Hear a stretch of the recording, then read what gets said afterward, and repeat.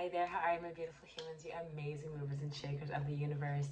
I'm Lesedi Ali. I'm a spiritual life coach and spiritual advisor, and I wanted to talk to you today about anger.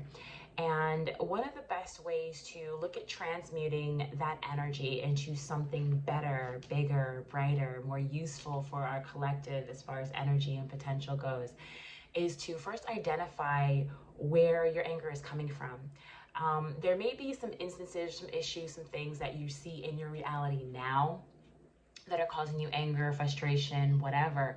But a lot of times we may not recognize it, but they do stem from older issues, older bits of your reality that weren't exactly the way you needed them to be or wanted them to be in the time you were experiencing them.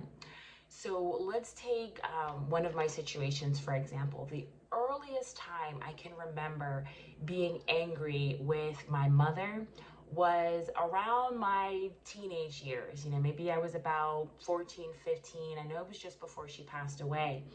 Now, I remember having resentments or frustrations and anger before that time, but this to me stands out in my reality because I recognize it was the first time my anger about our situation or about what was going on with me was directed at her.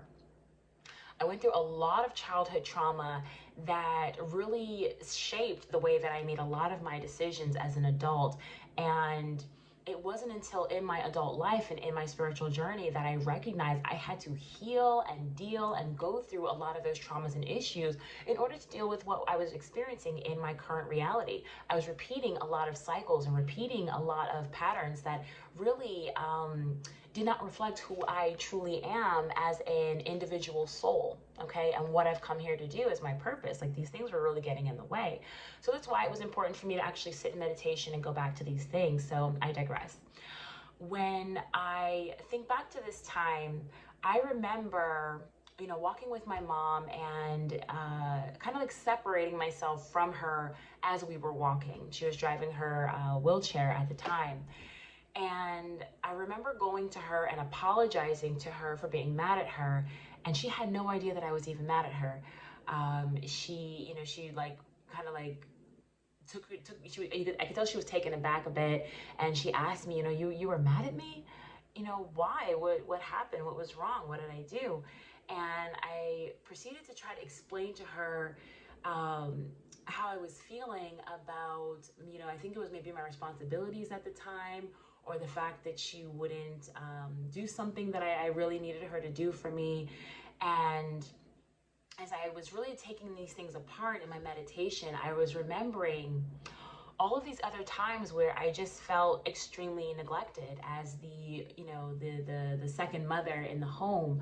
A lot of my dreams, a lot of my aspirations were put on the back burner because she had more children and because we had more money that needed to go in other places. And she was a single mother of, at this time, 6 of us, and it was hard. It was really hard to remember how those things felt, and to really sit in my fears of abandonment and my fears of being my greatest self and allowing my full potential to shine through. Because for so long, I had to train myself to believe that it was okay to be smaller and to accept less and to be okay with the minor things, the bare minimum of things, because we were just trying to survive. And survival was more important than my happiness.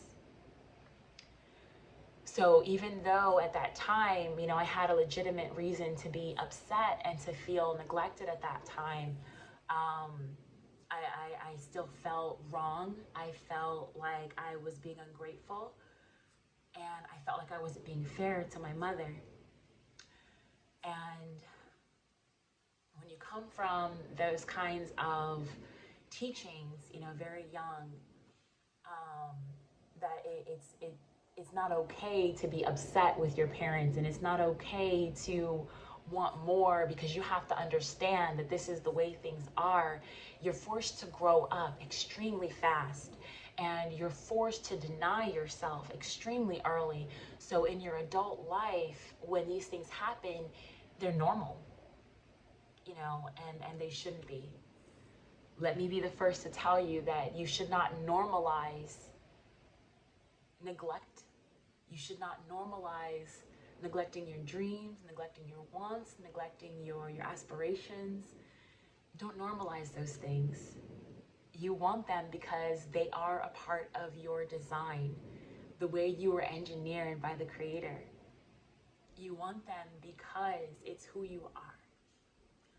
And they are integral for the collective and the job that we've come here to do.